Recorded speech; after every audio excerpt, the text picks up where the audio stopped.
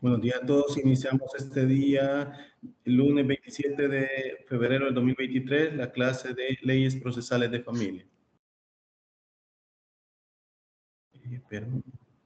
Permítame que hay algo que se me ha activado. No sé si hay el micrófono activado por parte de ustedes.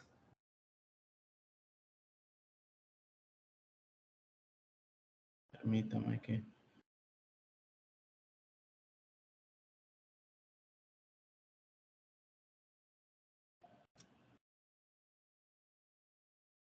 Permítame que no sé qué es lo que se me está activando.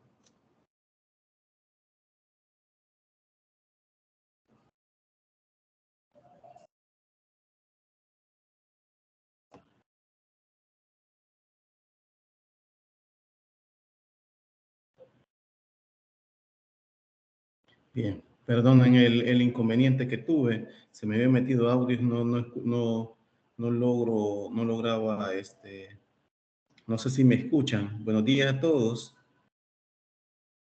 Buenos días, Buenos Lili. días. Buenos días, Lucilio. Ok, las disculpas del caso, pero en primer lugar, pues, o sea, estuve temprano, pero estoy viendo que hay poco concurrencia de alumnos. Recordemos que esto es aspecto evaluativo también y es parte de la universidad que ustedes tienen que estar, ¿verdad? Entonces, o sea, ustedes tienen que estar en lo de la clase, ¿verdad? Para que ustedes vayan aprendiendo. Disculpen que se los esté insistiendo, pero esa inasistencia, pues, acorta el aprendizaje de ustedes, ¿verdad? Bien. La semana pasada estuvimos hablando con respecto al contrato de mandato en general, ¿verdad? Habíamos hablado sobre que la legislación salvadoreña que entiende por mandato, ¿verdad? Porque en realidad al final es el poder que la ley determina. Les decía que el artículo 1875, tal como lo ven ustedes en la diapositiva, da un concepto y lo menciona que es contrato en que una persona confía en la gestión de uno o más negocios a otros que se hace cargo de ellos por cuenta y riesgo de la primera, así como lo miran ustedes en la diapositiva, ¿verdad? Entonces, acá podemos ver también que, como sabemos, el contrato de mandato es de mucha aplicación práctica, ¿verdad? Ya que de acuerdo con doctrinarios como por ejemplo Somas Rivas, sí, se ha mencionado muchas veces que se harían imposibles las transacciones judiciales si no hay el poder, ¿verdad? Ya sea porque los contratantes están en lugares diversos o se han ausentado del territorio de la República o por otras causas, ¿verdad? Y eso no escapa también para que representen a sus poderdantes ante los juzgados, en este caso de familia, ¿verdad? O de niñez y adolescencia o de cualquier otro juzgado. Les mencionaba que como el mandato tiene esta situación de característica, ¿de cuál? Entre como las que ven ustedes aquí en la diapositiva, le hemos puesto principal, bilateral, unilateral, oneroso, gratuito, consensual, sinalamático imperfecto, conmutativo, intuito persona y nominado, ¿verdad? Esto como características que voy a hablarles así bien rápido sobre esto, ¿verdad? Aunque esto ya ustedes entiendo que ya lo vieron en la materia de contratos y obligaciones, pero para hacerles una retroalimentación estos aspectos para traerlos acá en la materia que nosotros estamos discutiendo. Un contrato, el contrato de mandato es un contrato principal. ¿Por qué? Porque ya que subsiste por sí mismo sin necesidad de otro contrato. Es un contrato principal, ¿verdad? ¿Por qué? Porque es que para su validez y cumplimiento le basta con su sola existencia y no requiere de un contrato accesorio que lo refuerce. Pero de existir ese contrato accesorio no implica menoscabar en la fuerza propia del contrato principal y incluso pues este mandato cobra una vida autónoma sin necesidad de figuras adicionales que lo refuercen. Esto lo pueden ir viendo ustedes incluso en el artículo 1313 del Código Civil, donde habla de las obligaciones, ¿sí? Por eso es un contrato principal, ¿verdad? Vuelvo y repito, ¿por qué? Porque subsiste por sí mismo sin necesidad de otro contrato. Por eso es principal ante todo. Como lo ven aquí en la diapositiva, también se les consigna que es bilateral. ¿Por qué? Porque pues las obligaciones son recíprocas y simultáneas a ambas partes, tal como lo dice el 1310 del Código Civil, ¿sí? Es unilateral, porque el mandato también puede ser unilateral si impone obligaciones a una sola de las partes o según sea el arbitrio de las partes. También la doctrina lo ve unilateral por el hecho que puede ser gratuito y al no ser remunerado una sola de las partes es la que se obliga, ¿verdad? Contrato bilateral es el que hace nacer obligaciones para una sola persona, una sola parte, perdón, y sin que la otra asuma obligaciones alguna o sin que éste le quede obligado, ¿verdad? Esto lo podemos ver en los artículos, siempre el que le he mencionado antes, el 1310 y el 1877, ambos del Código Civil, ¿verdad? Es oneroso, ¿verdad? En la práctica, por regla general, el mandato es remunerado al llevar a cabo el negocio que se le encarga.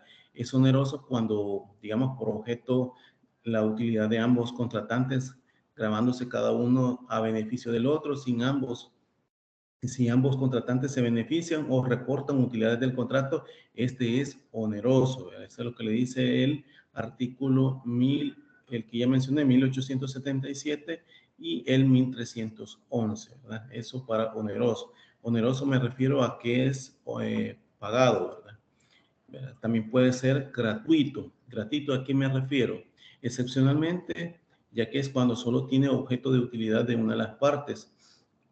Es gratuito por la utilidad que el acto le reporta a los contratantes. Si solo se reporta utilidad a uno de los contratantes, sin quien nada da en cambio, ¿verdad? A quien ningún gravamen le impone el contrato, el contrato es gratuito o de beneficencia, ¿verdad? Esto lo establece también el artículo 1877. Otra característica que vemos acá es lo consensual, ¿verdad? Es decir, se perfecciona por medio del consentimiento de ambas partes contratantes y excepcionalmente, ¿verdad? Puede ser formal porque debe constar por escrito. Eso lo establece el artículo 1884 y 1314 del Código Civil, ¿verdad? Sobre esto debo mencionar que el poder en materia de familia, como les dije, incluso en audiencia se puede otorgar, ¿verdad? O sea, por eso es que puede ser formal, ¿verdad? Como les decía, lo consensual es perfeccionar por medio de consentimiento de ambas partes y excepcionalmente puede ser formal porque debe constar por escrito, ¿verdad? Excepcionalmente, ¿verdad? Es sinalamático perfecto, ¿verdad? Ya que existe originalmente obligaciones para el mandato, pues por incumplimiento del mandato, este puede ser obligado para el caso aún contra su voluntad. Es inalamático, imperfecto, porque en el momento de su formación impone obligaciones solo al mandatario, pero que al transcurso de su vida entra obligación al mandante. Esto dice el artículo 1899 del civil. Otra característica es conmutativo. ¿Por qué decimos que es conmutativo? Porque las prestaciones se miran como equivalentes y las partes están en situaciones de determinar desde su celebración el beneficio o pérdida que el contrato les va a reportar, ¿verdad? Es intuito persona, puesto que el mandato confía su negocio a la persona que merece su confianza. Por tal razón, el mandato se convierte en representante de las decisiones del mandato, ya que el mandante ve las buenas o malas calidades o cualidades incluso de una persona, ¿verdad? Es intuito persona debido a que por el fallecimiento de una de las partes, el mandato se extingue, ¿verdad? Eso lo dice el artículo 1923, ordinal quinto del Código Civil, que se acuerdan que también en la clase anterior habíamos hablado que también se puede cesar lo del cargo porque ya algunas de las partes han fallecido, ¿sí? Entonces, en civil, pues, da esa normativa el 1923, ordinal quinto del Código Civil. Es nominativo porque tiene su calificación ¿verdad? Denominación y desarrollo en el Código Civil, ¿verdad? Un contrato es nominado cuando está regulado en el Código y en otras leyes, es decir, se hace atendiendo al nombre que le da la ley y principalmente las circunstancias que el contrato esté o no reglamentado por la ley, ¿verdad? Hay que dejar en claro, ¿verdad? Que no es nominado en atención a que el contrato tenga un nombre o no, sino que a que el contrato sea reglamentado por ley y tenga que en la legislación positiva un casillero especial, ¿verdad? Esto lo establece el artículo 1875 y siguientes del Código Civil, ¿sí? Se va entendiendo lo que voy diciendo. Esto solo estoy reforzando lo que ya ustedes vieron, les estoy diciendo en el contrato y en la materia de contratos y obligaciones, ¿verdad? Pero esto lo estoy retrotrayendo para efectos de lo que nosotros estamos hablando del poder, ¿verdad? Me decía Elena Mejía. No, licenciado, sobre la pregunta si estamos entendiendo, yo le contestaba que sí. Ah, ok, muchas gracias, muy amable. Bien, entonces, también siguiendo también después de las características, como decir las características, las clasificación que pueden tener, ¿verdad? Entonces, en esta clasificación vemos que el mandato puede ser individual, cuando una persona es el mandante y el otro mandatario, ¿verdad? También puede ser plural o colectivo, ¿verdad? Cuando varias personas pueden otorgar el poder de varias personas a uno o de una a varias, ¿verdad? Eso lo establece el artículo 1886 civil y sobre esto se clasifica, ¿verdad? Como lo ven aquí en la diapositiva, ¿verdad? Se puede clasificar ya sea en conjunto, sustitutivo o divisible, ¿verdad? Cuando estoy hablando de en conjunto es cuando los poderdantes tienen que actuar conjuntamente. Por ejemplo, cuando se otorga poder a dos personas para realizar actos en representación de otro, ¿verdad?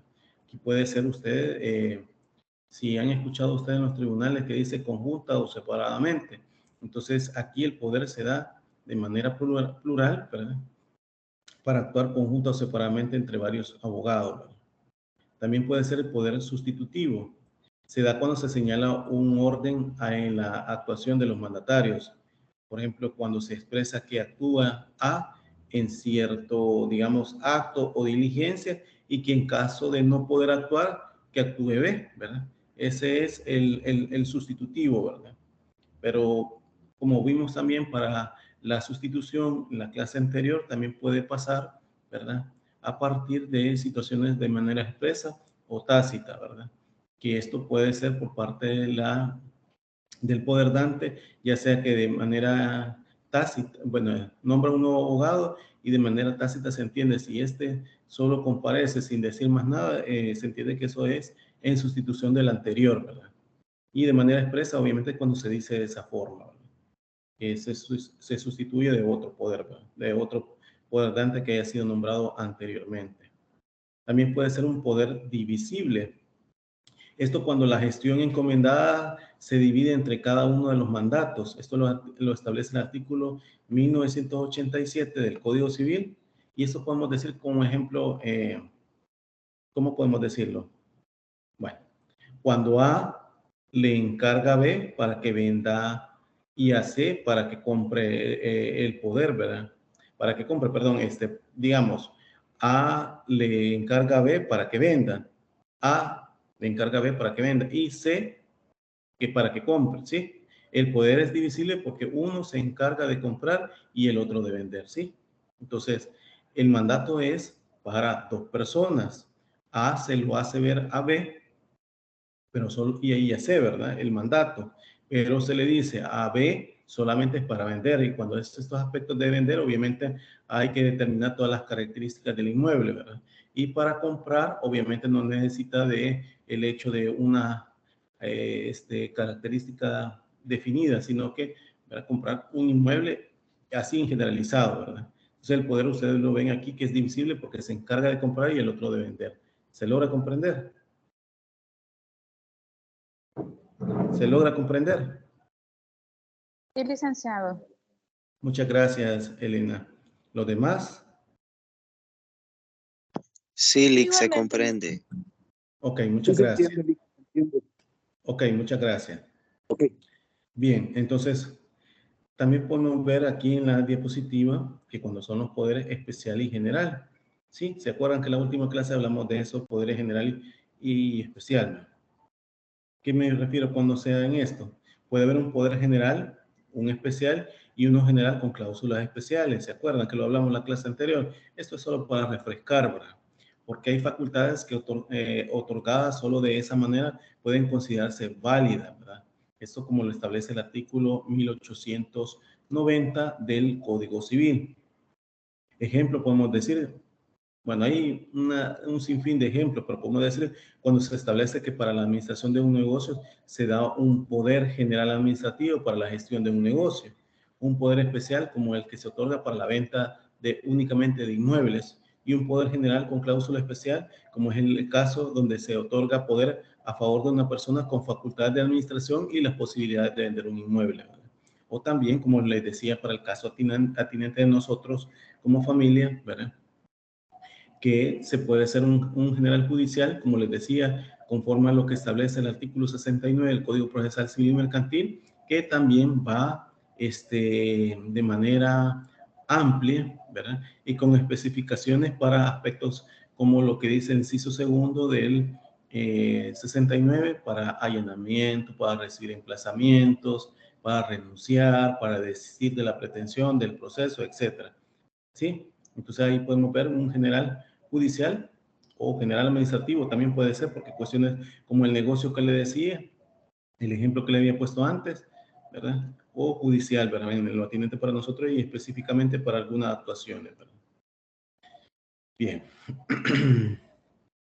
Los elementos que podemos ver esenciales del mandato también, en este caso, pues el mandato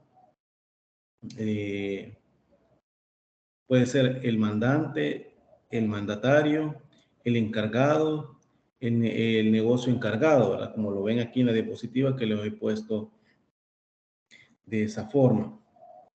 Cuando nos referimos al mandante, es la persona que confiere el encargo, quien manda a otra persona la gestión de un negocio, como lo determina el artículo 1876 del Código Civil. El mandatario, ¿verdad?, es el que acepta el cargo, también llamado apoderado o procurador. Esto lo establece el artículo 1876 del Código Civil. El encargo equivale a la oferta de celebrar el contrato y la cual necesita ser aceptado libremente por por otra parte, ¿verdad? De manera de que este contrato, por la aceptación del mandato, sea aceptado, ¿verdad? Y pues nadie está obligado a aceptar también, pero si sigue la encomienda que se le ha determinado es porque lo está aceptando ya de manera expresa o de manera tácita, como les decía antes, ¿verdad? Esto conforme al artículo 1879 del Código Civil, ¿verdad?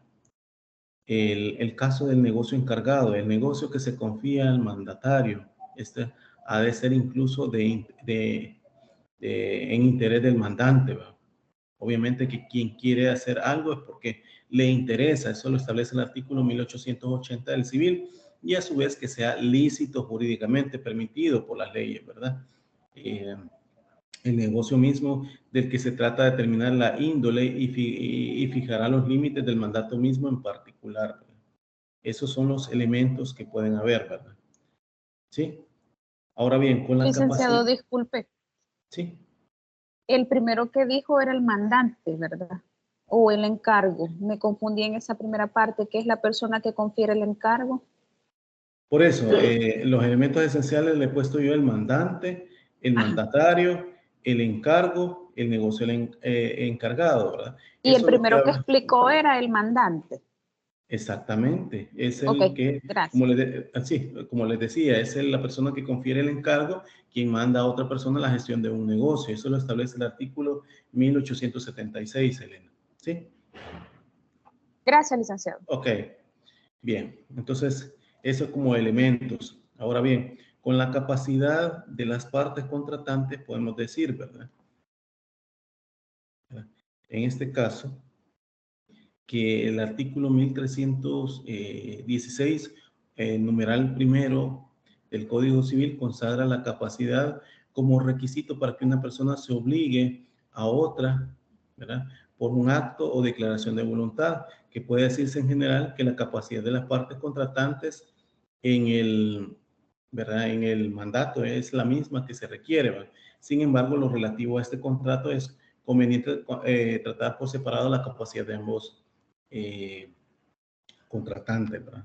¿Por qué digo esto? Porque la capacidad, puede haber la capacidad del mandante, ¿verdad? Como se los he puesto acá, en el sentido de que la capacidad del mandante, lo que respecta al mandante, se siguen las reglas generales sobre su capacidad. Y a veces es especial, recordemos aquello, ¿verdad? Capacidad que se hablaba de civil, capacidad de goce y capacidad de ejercicio.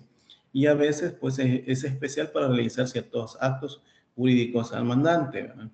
El mandato se da por el mandante con la sola finalidad de que se cumpla un acto jurídico en su nombre, sea que se exige entonces al mandante para que la validez del mandato, la capacidad necesaria para concertar el acto jurídico que se haya de realizar, ¿verdad?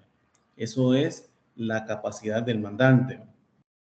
Recordemos que en materia de familia y sobre todo de niñez y adolescencia, hoy en día, bueno, cuando entró en vigencia la LEPINA, en el código, bueno, la LEPINA, ¿verdad? El artículo, si no me equivoco, el artículo 218 de la LEPINA, que se mencionaba de que una persona, cuando era niño o adolescente, no podía otorgar poder. Sin embargo, para el caso de los adolescentes que estaban mayor de 14 años, le daba la facultad que podía otorgar poder siempre y cuando, y les excepcionaba para cuestiones de pérdida o suspensión de la autoridad parental, ¿verdad? Porque en estos casos era aparejado conforme a lo que establece el artículo 242 del Código de Familia, que decía de que para casos de pérdida o la suspensión de la autoridad parental, el niño, niña o adolescente no tiene legitimación procesal para iniciar ese proceso, sino que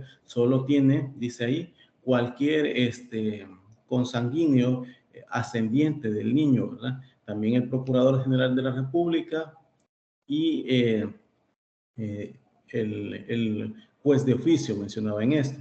Hoy en la ley Crecer Juntos, si no me equivoco, en el artículo 263 creo que es, si no ahí lo ven, pero creo que es ese artículo es de la LEPINA, que va de la ley Crecer Juntos, que es lo mismo que ya decía la LEPINA, ¿sí?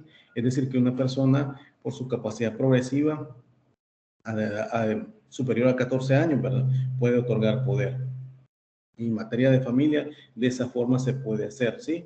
Entonces, la capacidad del mandante, ¿verdad?, se siguen las reglas sobre su capacidad, como les decía, y a veces, pues, es especial para realizar actos jurídicos del mandante, ¿verdad? Entonces, ahora bien, la capacidad del mandatario. No ocurre lo mismo, ¿verdad?, de esto del mandatario, puesto que está en diversa situación. ¿Y por qué? Porque obra en nombre de otra persona y no se obliga personalmente. Pues hay que distinguir la capacidad de obligarse para el mandato y la capacidad necesaria para la representación del mandante, ¿verdad? La ley nos habla acerca del caso de niños o adolescentes que no está habilitado, pues porque va con esa idea, ¿verdad?, de que un niño es incapaz, ¿verdad? Pero a partir del hecho de que la capacidad de goce y la capacidad de ejercicio, es decir, la de goce desde el momento que es concebido, como lo dice la Constitución, ¿verdad?, tiene sus derechos, y para la capacidad de ejercicio solamente hasta que cumple los 18 años. Basándose en ese supuesto es que siempre la ley lo ha puesto que un niño adolescente no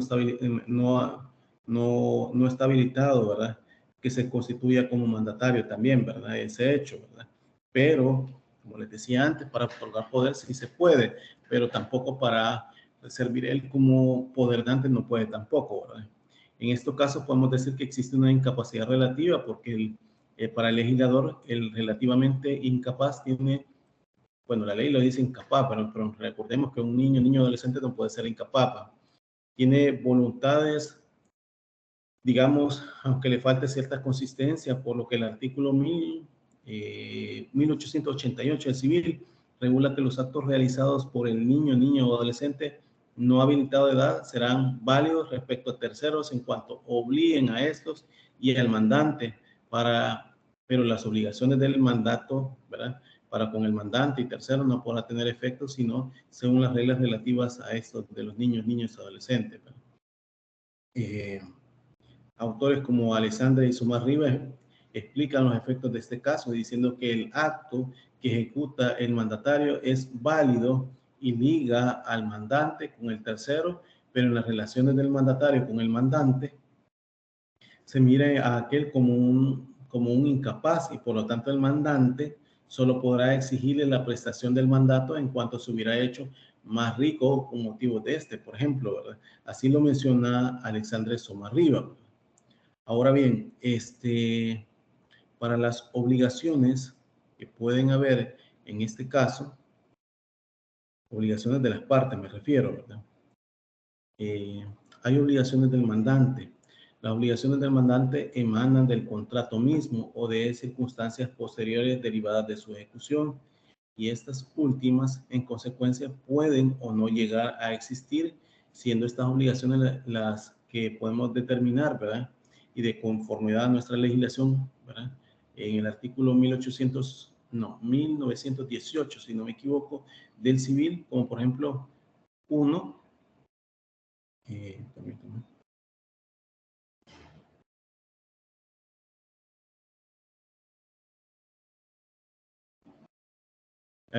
puede ser en el caso, pues, de promover el mandato de no necesario, ¿va?, para la ejecución del mandato. De ese modo, ¿va?, si se encarga al mandatario la realización de una compra, por ejemplo, ¿va?, que deberá el mandante proveerle el dinero necesario para pagar el precio, ¿verdad? Esa es obligación del mandante, ¿verdad? La falta de provisión de fondos autoriza al mandatario, para desistir del cargo, porque de conformidad al artículo 1919 del civil, no está obligado a emplear recursos propios para el cumplimiento del encargo, ¿verdad? También la obligación de indemnizar al mandatario. ¿Qué quiero decir con esto? Tiene el mandante la obligación de procurar que el mandatario quede totalmente indemne de las resultas del desempeño del mandato, ¿verdad? O sea, indemnizarlo. Ahora bien, la obligación se ajusta porque el mandatario obra por cuenta del mandante, ¿verdad? Eso debemos de tomarlo en cuenta también, ¿verdad?, para este caso. También obligaciones del mandatario. Las obligaciones del mandatario, podemos decir que el mandatario, al igual que el mandato, adquieren obligaciones normales que emanan del contrato mismo, por lo que tiene la obligación de cumplir el mandato. Debe poner todo su esmero en el cumplimiento, hacer todo lo posible para contratar con las mejores condiciones. Es, digamos, una obligación de medios diferentes, ¿verdad? Sobre el mandato pesan dos obligaciones fundamentales y las cuales, digamos, pueden ser, como lo que les pongo acá en la diapositiva, las facultades del mandato, ¿verdad? Obligaciones de cumplir el mandato, aunque digamos en este caso esa obligación de cumplir el mandato, aunque el código no lo haya dicho expresamente, es obvio que el mandato debe cumplir el mandatario, debe cumplir el mandato y llevar a cabo la ejecución del encargo que se le ha confiado. Esas son sus obligaciones, ¿verdad? Eso lo determina el artículo 1891 del civil. También la obligación de rendir cuentas de su gestión, esto lo establece el artículo 1915 del civil. El mandato es el obligado a rendir cuenta de su administración y esto se justifica debido a que el mandatario no obra por su cuenta, sino por cuenta del mandante, quien debe de ser enterado de la forma en que se ha gestionado su negocio, ya sea por vencimiento del plazo, por realización del negocio provisto, por muerte del mandante, ¿verdad?, por revocación, etcétera. El mandatario debe restituir al mandante todo lo que ha percibido en virtud del mandato. Igualmente es responsable de lo que ha dejado de percibir por culpa del mandatario, ¿sí? Entonces, acá podemos ver, ¿verdad? Sobre todo en aspectos de conciliación en materia de familia, que más adelante vamos a ir viendo que en la audiencia preliminar hay una fase conciliatoria y que ahí perfectamente puede haber situaciones en las cuales las partes llegan a acuerdo y que se obligan. En este caso, el abogado obliga al mandante, ¿verdad?, a cumplir ciertas situaciones, sobre todo cuota alimenticia, por decir el ejemplo, ¿verdad?, que pueden haber esa situación, ¿sí?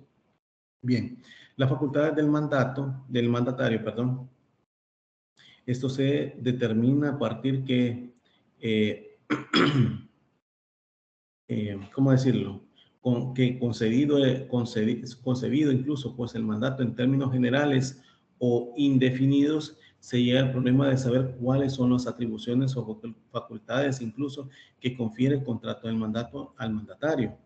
El artículo 1892 del Código Civil establece, ¿verdad?, si ustedes le dan lectura a este artículo que he mencionado, que el mandato no confiere naturalmente al mandatario más que el poder de efectuar los actos de administración. Y esta disposición concluye que para todos los actos que salgan de estos límites, necesitará de poder especial, ¿verdad? Un poder especial necesita para esto. ¿Se comprende? Sí, licenciado. Ok.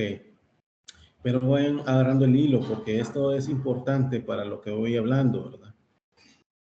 Entonces solo queda, digamos, que el mandatario investido de la facultad de ejecutar actos de administración, aunque el mandato le autorice para obrar del modo que más le convenga o le otorgue, ¿verdad?, la libertad de administración de negocios o negocios que se le ha encomendado, ¿verdad? Eso es la libertad que le puede haber, ¿verdad? Por ejemplo, hay un sinfín de ejemplos que podemos mencionar para todo este tipo de situaciones y que yo creo que ya ustedes ya lo manejan, ¿verdad? Por el hecho de que en su materia se les han establecido. Pero, por ejemplo, podemos poner, ¿verdad? Por ejemplo, que A otorga poder administrativo a B. ¿Para qué? Para que administre un restaurante.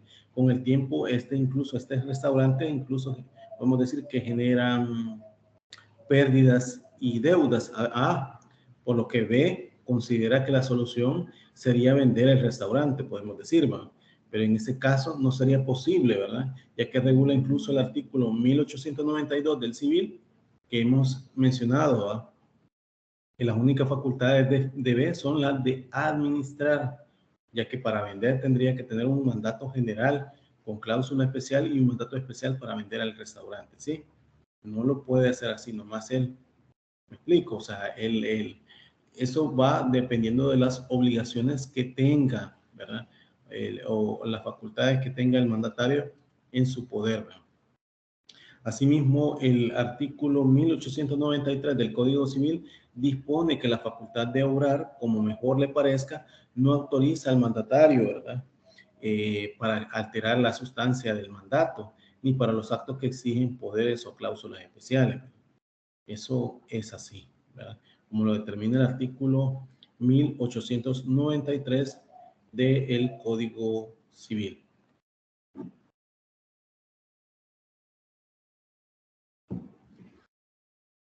Bien.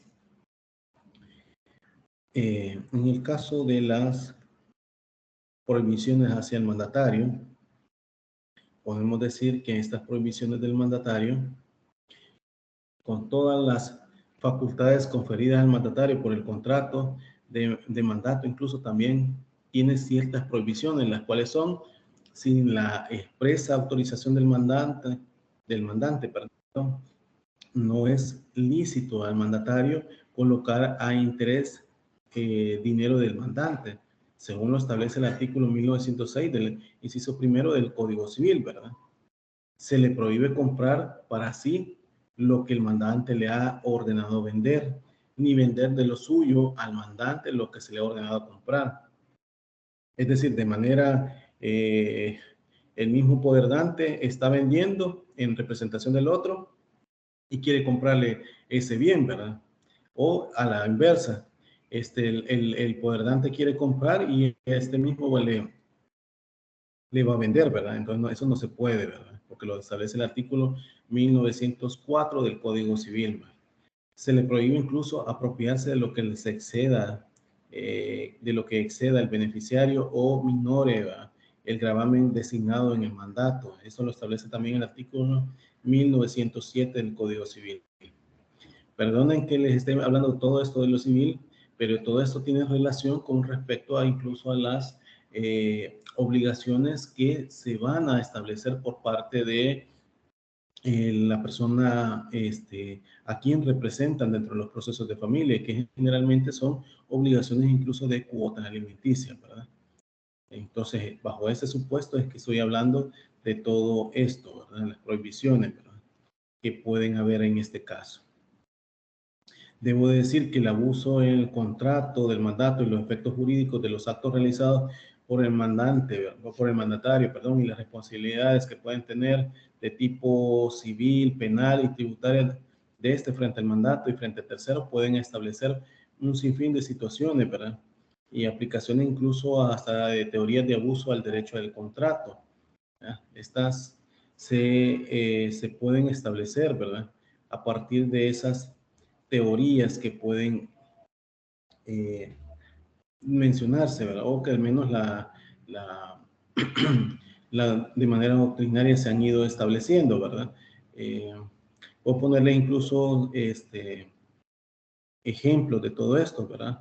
Pero para determinar el claro abuso del derecho, se debe determinar que el mandatario no debe de consultar con el mandante, ¿verdad?, sobre todo para ventas de bien, de inmueble, si lo que se está vendiendo está en qué condición está, si bajo promesa de venta, acción incluso de ejecución, si puede estar así, ¿verdad?, etcétera. O sea, aspectos que realmente el mandante tiene que saberlo. Pueden establecerse incluso actos abusivos realizados por el mandatario. Si bien nuestra legislación salvadoreña no existe expresamente regulado el término abuso de derecho, ¿verdad?, podemos decir que la retoma cuanto menos tácitamente al incluir disposiciones que limitan el cometimiento de actos abusivos, ¿verdad? En este caso y en particular, los actos abusivos realizados por el mandatario son todos aquellos que contrarían lo estipulado en las disposiciones del Código Civil. Por ejemplo, el artículo 1892 del Código Civil señala cuáles son los actos de administración que se le confieren al mandato y los cuales pueden ser, ¿verdad?, de acuerdo a ese artículo, por ejemplo, pagar deudas y cobrar créditos del mandante perteneciendo a uno u otro giro de administración ordinaria. También puede mencionarse que perseguir en juicio a los deudores, ¿verdad? Intentar acciones posesorias e interrumpir, ¿verdad?, las prescripciones en lo tocante a dichos giros. Contratar, por ejemplo, las reparaciones de cosas que administra y comprar los materiales necesarios para el cultivo o beneficio de las tierras, minas, fábricas u otros objetos de industria que se le hayan encomendado. Asimismo, el artículo 1902 del Código Civil expresa todas las facultades del mandatario, como son vender, hipotecar, constituir y cualquier otro derecho real o personal del inmueble, para lo cual debe de constituirse poder especial y en general con cláusula especial en lo que determine el inmueble o inmuebles que sean objeto de contrato y que se autoriza al mandatario para realizar precio o cantidad de dinero procedente de estos actos. Recordemos que los bienes en general en materia de familia constituyen garantías frente a obligaciones que tiene el alimentante frente a sus hijos o, en todo caso, frente a su cónyuge, ¿verdad? Entonces, estos aspectos también se dan en materia de familia y sobre todo a la hora de poder ofertar, ¿verdad?, aspectos que pudiesen conciliar y que obligan al mandante. Por otra parte, pues el Código Civil también regula una serie de prohibiciones al mandatario en cuanto al cumplimiento del mandato, los cuales incluso están comprendidas en el artículo, por ejemplo, el artículo 1904 del Código Civil, que literalmente regula que no podrá el mandatario por sí ni por interpósita persona comprar las cosas que el mandante le ha ordenado vender, ni vender en lo suyo al mandante lo que se le ha ordenado comprar, sino en la comprobación expresa del mandante, ¿verdad? Eso ya lo había explicado antes, ¿verdad? ¿Por qué? Porque por el abuso por parte del mandatario, y que al comprar un inmueble y ocultar que era para el beneficio propio, cae en un acto abusivo que determina ese mismo artículo 1904 del Código Civil, ¿verdad? El artículo también 1905 del Código Civil menciona que el encargo de tomar dinero prestado podrá prestarlo el mismo al interés designado por el mandante, ¿va? O a falta de esta designación al interés legal, pero facultado para colocar dinero a interés no podrá tomar prestado para sí sin aprobación del mandante, ¿verdad? Eso también podría pasar, ¿verdad? Sobre todo cuando hay dinero de por medio, ¿verdad? Eso puede ser actos abusivos, ya que la acción realizada por el mandante no ha sido con aprobación incluso del mandatario, sobre todo para intereses, ¿verdad? El artículo 1906, inciso primero del Código Civil, menciona que no se podrá colocar a interés, ¿verdad?, dinero del mandante sin la expresa autorización, ¿verdad? Porque también ese es un aspecto que tiene que estar autorizado, ¿verdad? Si no hay una autorización del mandante para poner dinero suyo a interés, es un abuso, ¿verdad? También el artículo 1906, inciso segundo, coloca mayor interés que el designado. Colocar ese dinero a mayor interés que el designado por el mandante deberá abonarlo íntegramente, salvo que se le haya autorizado para apropiarse del exceso, ¿verdad? Porque también podemos decir que ese hecho de colocar el dinero a más interés y agarrarlo él de mayor interés y dárselo al otro menos, pues sin habérselo dicho, también cae en esas prácticas abusivas, ¿verdad? El artículo 1907 del Código Civil menciona que en general que podrá el mandatario aprovecharse de las circunstancias para realizar su cargo, ¿verdad?, con mayor beneficio o menor gravamen que los designados por el mandante, y con tal que bajo otras especies no se aparte de los términos del mandante. Entonces aquí se prohíbe apropiarse de lo que exceda, ¿verdad?, al beneficio o minoría el gravamen designado en el mandante. Eso también es una cláusula, un acto abusivo, perdón, por parte del mandatario en cuanto a que no obstante, había un beneficio para el mandante al comprar incluso algún objeto, y se esté apropiando el excedente del dinero de la compra sin su autorización, puede establecerse eso también, ¿verdad? El artículo 1907 del Código Civil también menciona, inciso segundo del Código Civil, menciona que si se negociara con menor beneficio o más gravamen que los designados que en el mandato, le será imputable la diferencia, ¿verdad? Esto es un abuso del mandatario, porque el haber comprado incluso un objeto y no hizo cargo de pagar el excedente del costo de la máquina, también pueden caerse en esas situaciones. Recordemos que el mandato el mandatario está operando en cuenta ajena, ¿verdad? O sea, en cuenta de otra persona, y ahí obviamente puede obligarlo a situaciones que también lo compromete al mandante, ¿verdad? El artículo 1909 del Código Civil menciona también que el mandatario debe abstenerse a cumplir el mandato cuya ejecución sería manifiestamente pernicioso al mandante, ¿verdad? Es decir, que al haber abstenido incluso para alguna ejecución de mandato, a sabiendo que dicha compra le causaba un daño, ¿verdad? Que hayan, digamos, vicios ocultos incluso. Eso puede generar también situaciones de que el mandatario esté obrando de manera abusiva, ¿verdad? Entonces, el mandatario, debo decir, está obligado a actuar de acuerdo a los lineamientos del mandato, es decir, como lo establece el artículo 1891 del Código Civil, ¿verdad? El mandatario se ceñirá rigurosamente a los términos del mandato y fuera los casos en que las leyes le autoricen para obrar de otra manera, de otro modo, ¿verdad?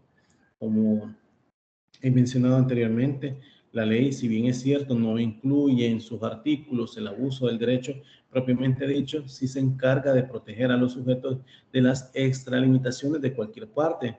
Y si tenemos que en el caso del mandatario, ¿verdad?, que incurre en un abuso, digamos, del derecho respecto al mandante, será responsable por el daño causado y por lo que la ley, incluso para determinar el grado de responsabilidad culpa, de antemano ha establecido cuáles son las especies de culpa o descuido, dividiéndolas en 3 especies, ¿verdad? Si ustedes leen el artículo 42 civil, dice que está culpa grave, negligencia grave, culpa lata, culpa leve, descuido ligero, culpa o descuido lesivo, ¿verdad? Y acorde al artículo 1418 del Código Civil, ¿verdad?, adjudica el tipo de responsabilidad según la naturaleza de los contratos, ¿verdad? En cuanto a saber qué tipo de responsabilidad tendría el mandatario como consecuencia del abuso del derecho, incluso podemos decir que en esta varía si el contrato ha sido remunerado o gratuito, por lo que de manera más específica se debe determinar este aspecto, ¿verdad? Entonces, recordemos que estos abusos también dependerá de si es a título oneroso o a título gratuito, ¿verdad? Como lo había mencionado antes. Pueden haber efectos jurídicos de los actos realizados por el mandatario en el ejercicio abusivo de los derechos conferidos al mandato. Esto podemos incluso determinar los efectos jurídicos que son derechos y obligaciones entre las partes. Es decir, los contratos producen efectos jurídicos y estos efectos son reglamentaciones que se producen del mismo acuerdo de voluntad de las partes, ¿verdad? Como por ejemplo podemos decir que son derechos la facultad de disponer de un bien, ya sea mueble o de inmueble, o de exigir a una persona y obligaciones a aquellas imposición o exigencia que nace del vínculo o relación jurídica entre dos o más personas que se sujetan recíprocamente a dar, hacer o no hacer alguna cosa. Eso, efectos jurídicos, ¿verdad?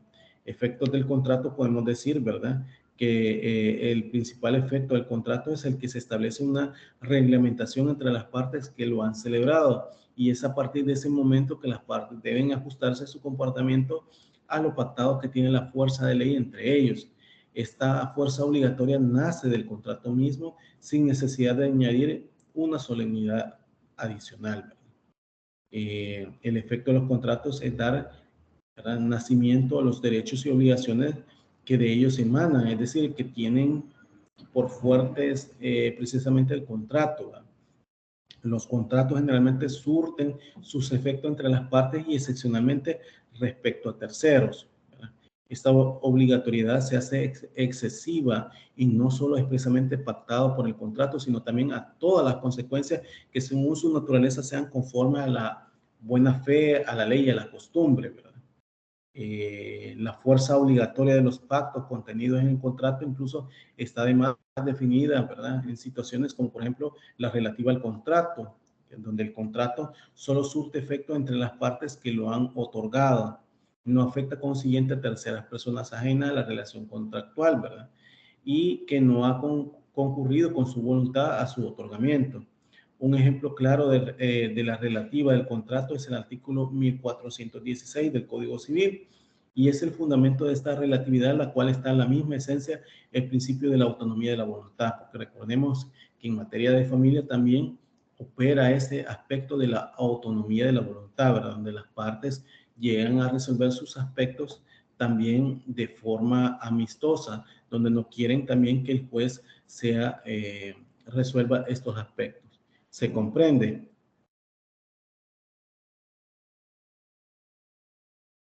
¿Se comprende lo que estoy diciendo? Sí, licenciado. Ok. Gracias, Elena Mejía. Bien, entonces, cuando estoy hablando de esto, todo redunda en la, ¿cómo decirlo?, en las obligaciones que tengan, ¿verdad? Pero, y que el poder dante, o el mandatario, perdón, tenga que cumplirlas también, ¿verdad? y obviamente con el poderdante, ¿verdad? Que es como o mandante, como las han establecido. También podemos ver la irrevocabilidad o inalterabilidad del contrato intangible. El contrato, una vez nacido, crea un conjunto de derechos y obligaciones entre las partes. Este es el contenido esencial del contrato y que constituye una ley para las partes, ¿verdad? Este contenido solo puede ser suprimido o modificado por un nuevo convenio entre las partes y no pudiendo ninguna de ellas alterar su facultad de derecho contenido. En consecuencia, la validez y el cumplimiento de los contratos no puede dejarse al arbitrio de uno de los contratantes, ¿verdad? Sobre todo cuando hay obligaciones alimenticias, recordemos, ¿verdad? Sobre todo del señor, ¿verdad? Que la generalidad es que el padre, ¿verdad? La madre es que tiene los hijos, la generalidad, no quiero decir que eso sea así todo siempre, ¿verdad? La generalidad, ¿verdad? Porque van a haber casos en los cuales es a la inversa, donde el padre tiene los hijos y la madre no es la que no incumple, ¿verdad? Pero el punto es acá sobre las obligaciones que puedan generarse. De este modo, pues el mandatario deberá ceñirse en los términos del mandante, ¿verdad? O del mandato, perdón, y fuera de los casos en que las leyes lo autoricen para obrar de otro modo. Así lo regula el artículo 1891 del Código Civil. Si el mandatario se excede de los límites del mandato, como consecuencia de ello, será responsable al mandante y no responsable a terceros, sino en los siguientes casos que determina el artículo 1914 del Código Civil. Bueno, cuando se les ha dado suficiente, donde menciona, ¿verdad? Cuando se les ha dado suficientemente conocimiento a su poderdante y cuando se les ha obligado personalmente. Responsabilidades del mandatario, podemos decir en este caso, esas responsabilidades del mandatario. Cuando hablamos de responsabilidad del mandatario, también hay que recalcar que las obligaciones y derechos de los efectos jurídicos generales o generan responsabilidades, y en particular cuando el mandante como el mandatario recae en responsabilidad de cumplir el contrato del mandato, pero lo que nos concierne es que en qué es responsable el mandatario, ¿verdad? Podemos decir, bueno, el mandatario es responsable de sus acciones u omisiones en razón del mandato. Es decir, que el mandatario está obligado a realizar lo que el mandato estipule o lo que el mandato le mande a hacer, como efectos los actos de administración, pagar deudas, cuotas alimenticias, como les decía, contratar empresas para reparar los bienes que administra, vender, hipotecar, dar en garantía un inmueble, ¿verdad? Si el contrato así lo estipula, pero el no realizar dichos actos conferidos en el mandato o realizarlos de manera que él sea beneficiario perjudicando al mandante, cae en responsabilidad del artículo 42, si no me equivoco, 42 del Código Civil que les he mencionado antes, que distingue las tres especies de culpa, ¿verdad? Como se los decía antes, ¿verdad? O descuido, los cuales son, ya les había mencionado, culpa grave, negligencia grave, culpa lata, culpa leve, descuido leve o descuido ligero y culpa o descuido lesivo, ¿verdad? El artículo 1418, como les dije antes, desarrolla los tipos de culpa de manera específica en los contratos en general y debido a la importancia de esto, ¿verdad? Las partes en los tipos de responsabilidad que puedan tener, ¿verdad? La forma por la cual puede responder el mandatario es por la responsabilidad civil objetiva. Eso pues puede generalmente decirse o definirse, ¿verdad? Que la responsabilidad objetiva de forma negativa, ¿verdad? Es aquella que nace sin que medie la culpa de la gente, el daño. ¿Cómo decirlo? Se elimina así la culpa, que es sustituida por otro criterio de imputación que normalmente el riesgo puede ser, ¿verdad? Sin embargo, el de responsabilidad objetiva no es concepto absoluto que responde exclusivamente a esa noción negativa, sino que es un seno que se dan citas distintas, ¿verdad? Que pueden establecerse, ¿verdad? De distintos tipos de responsabilidad que obedeciendo a un denominador común, la no exigencia de culpa, ¿va? Conteniendo cada uno de ellos una serie de elementos diferenciales. De este modo, la responsabilidad sin culpa constituye el centro de gravedad sobre el que orbitan formas específicas de responsabilidad que, perteneciendo a la misma familia, difieren entre sí, se tratan de un fenómeno, digamos, universal que puede, en todo caso, ¿verdad? Que puede presentarse en forma pura, pero también con carácter híbrido, ¿verdad? Así, la responsabilidad objetiva no es en sí una única alteración de responsabilidades por la culpa, sino por un conjunto de alteraciones. Debemos decir que al hablar de responsabilidad civil objetiva nos enfocamos a la inexistencia de culpa, y en sustituciones hablamos de la existencia de riesgo, que podrían denominarse responsabilidad sin culpa, es decir, dentro de la relación jurídica el que incurra responsabilidad sin haber tenido culpa en un hecho que responde civilmente por el mismo papel en que juega la relación jurídica, ¿verdad? Si bien es cierto, el agente es responsable de un daño, aunque sin intención de causarlo, y a dicho evento podría atribuirse diversas razones por las cuales el sujeto es responsable del daño. Y es por ello que el citado, ¿verdad? Esa citada responsabilidad civil, ¿verdad? Se menciona sobre la diversidad de responsabilidades, ¿verdad? Responsabilidad objetiva, de la cual podría derivarse otros tipos de responsabilidad sin culpa, que son las causas de exoneración, ¿verdad? Como por ejemplo el caso fortuito, fuerza mayor, ¿verdad? Culpa de la víctima, intervención de terceros, riesgo, responsabilidades, etcétera, que pueden ser causales de que se le eximen de responsabilidad, ¿verdad?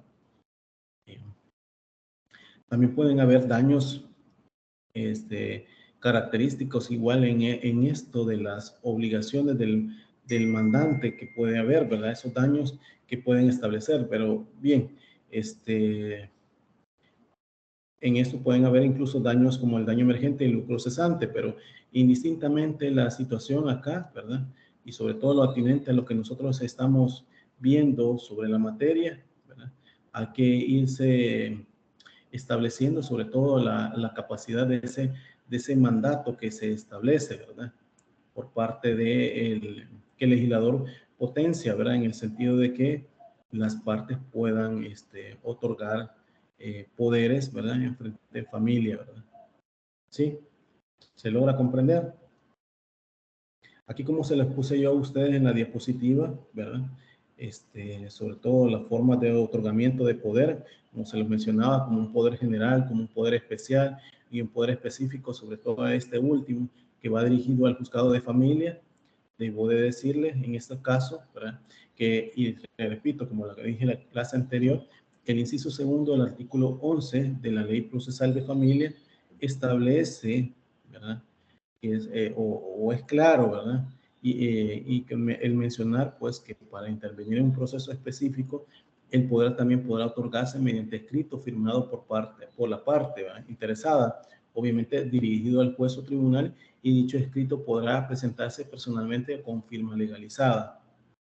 Cuando menciono que podrá intervenir en un proceso específico y otorgar un poder mediante escrito, obviamente un escrito que va dirigido, por ejemplo, señor juez primero de familia de San Salvador, por ejemplo, ¿verdad? En la cápita del escrito. Sus generales, en mi caso, yo, Giovanni Alberto Villalón Martínez, otorgo poder, por este medio a ustedes pongo, punto, bajo, ¿verdad? Menciono en el caso, ¿verdad? Que otorgo poder amplio en cuanto a derechos fuera necesario, ¿verdad? Para las partes, al licenciado tal o la licenciada tal, para que me represente en proceso, para que pueda, si ya hay un proceso iniciado, ¿va? Pero si es un proceso que realmente va a iniciarse, ¿para qué? Para que pueda iniciar un proceso de divorcio, un proceso de cuidado personal, un proceso de régimen de visita. Entonces acá la ley eso me especifica, pero me dice que ese escrito lo tengo que presentar yo ante los tribunales. Si yo no lo presento ante los tribunales, se puede legalizar las firmas que se hubieran sido puestas en ese escrito, ¿verdad? En este caso, por mí como interesado. Y si no pudiese escribir, firmar, incluso pudiese ser con otros dos testigos que lo puedan hacer. En este caso, el notario, ¿verdad? Redacta un acta siguiente donde determina ¿cómo que se llama esto? Que la firma que calza el anterior documento es legítimo por haber sido puesta a su puño y letra en este caso por mí, ¿verdad? Giovanni Alberto de edad, del domicilio tal, ¿verdad? Entonces ahí se pudiese determinar, ¿verdad?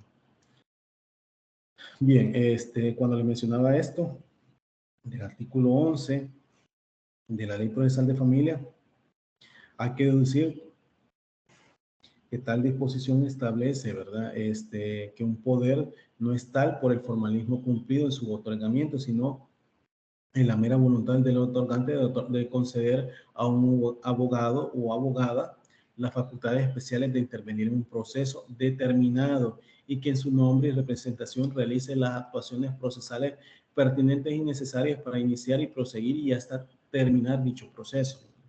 En este escrito que les estoy mencionando que se hace es tan sencillo que solamente es en situaciones extremas y con, digamos, en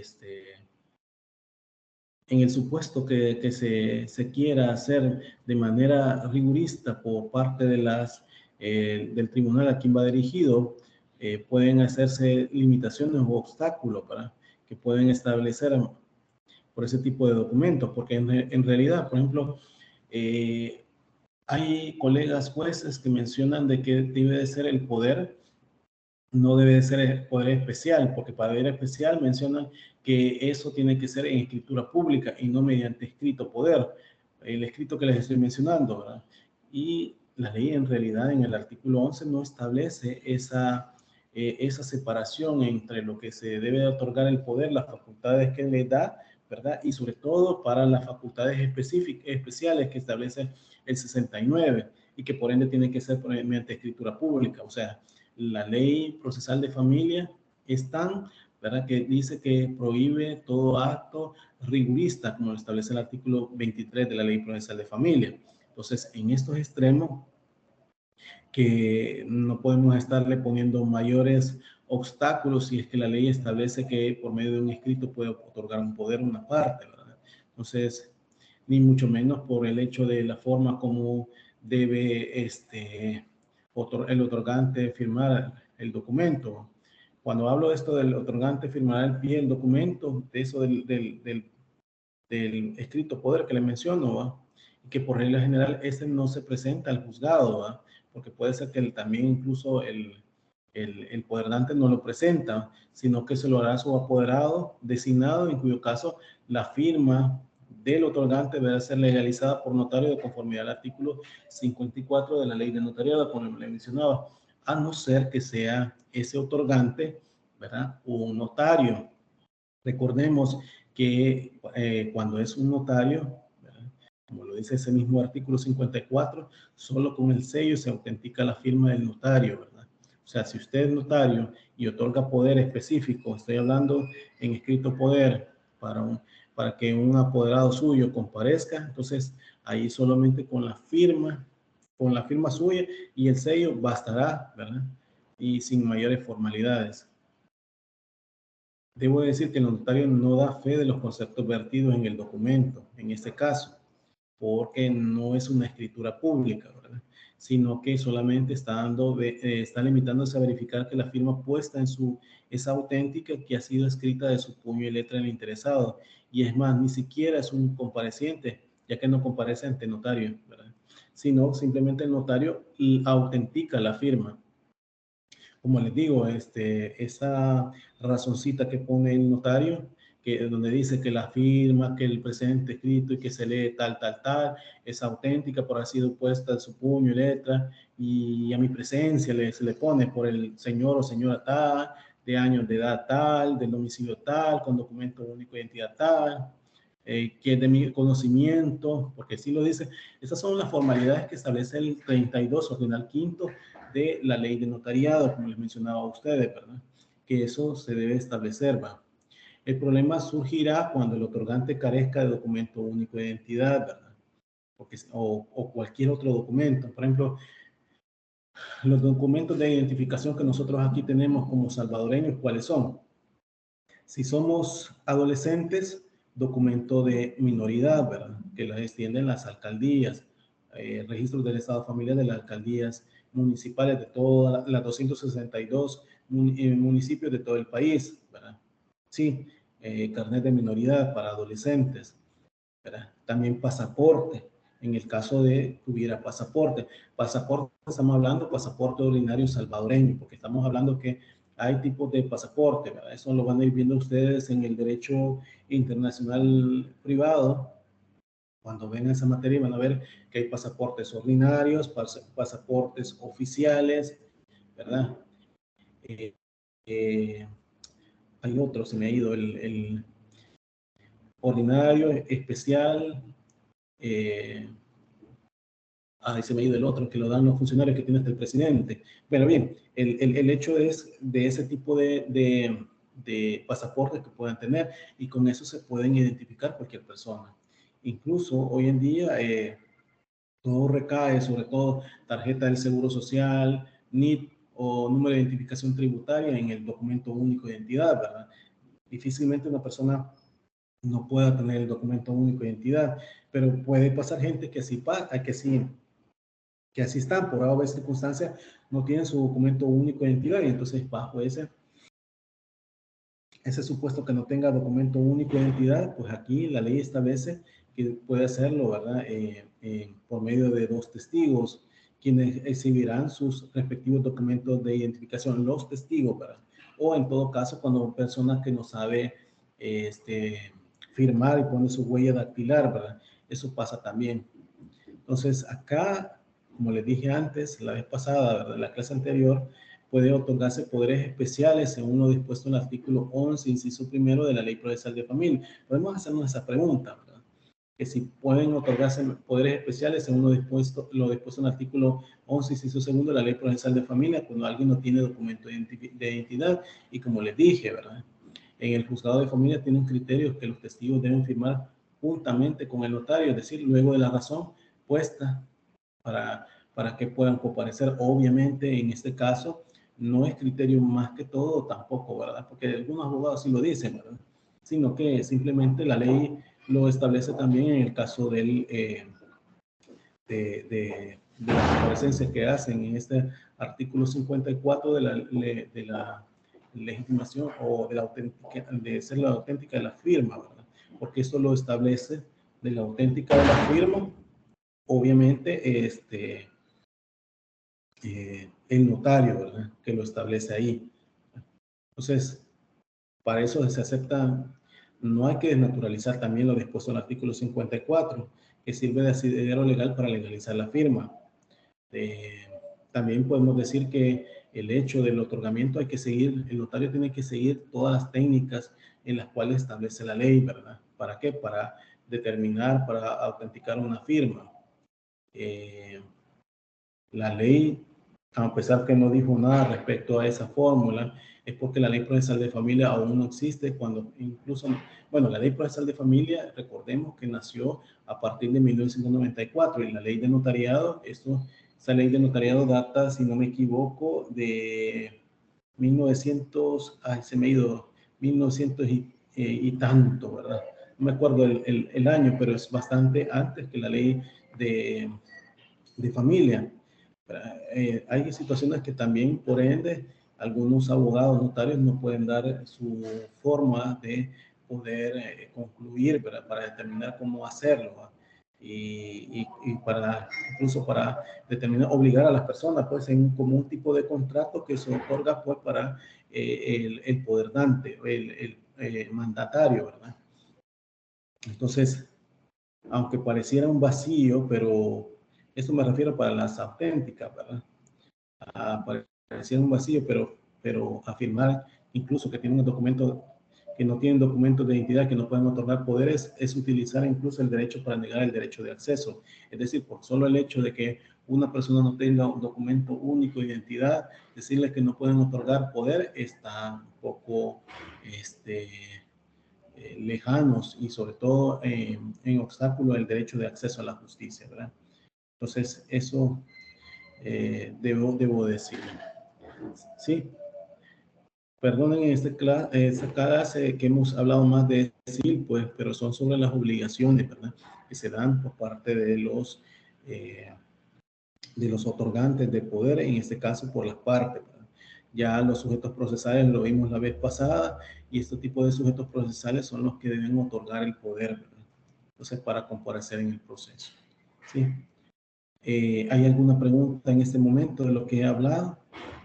¿Algo que les quedó sin mucha claridad para decírselo? Recuérdense que todo esto va a ser objeto también para examinarlo a ustedes de nuevo el segundo examen, ¿verdad? Sí. Los escucho. Por mi parte está todo muy claro, licenciado. Ok, gracias, Elena Mejía. ¿Los demás? Igualmente, Lic. Gracias, Lucía Recién. ¿Los demás? Los escucho, los demás. Todo bien, gracias. Ok, gracias Álvaro Martínez, gracias Oscar González. Bien, decirles, tienen que comparecer a las clases, ¿verdad? Porque eso también yo lo reporto, como se lo dije, un inicio de clase, ¿verdad? Bien, entonces si no hay más, si no hay preguntas, nos vemos en la próxima clase. Nos quedamos hasta en esto. Que tengan un feliz día. Gracias, licenciado, igualmente. Gracias. Dígame, Álvaro Enrique.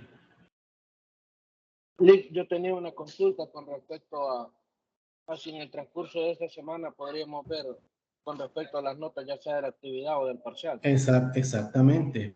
Como lo dije en la clase anterior, el examen y se va a ser resuelto el siguiente viernes, ¿verdad? Estoy viendo sobre los diferidos también y eso va a ser, ¿verdad? Para que una sola vez haga, para no perder tiempo. Recordemos que también el programa es amplio y por esa razón es que lo voy a hacer de esa forma. Lo dije en la anterior clase y se lo repito ahora, Álvaro, ¿verdad? Muy amable, Lic. Gracias. Bueno, cuídese. Buen día.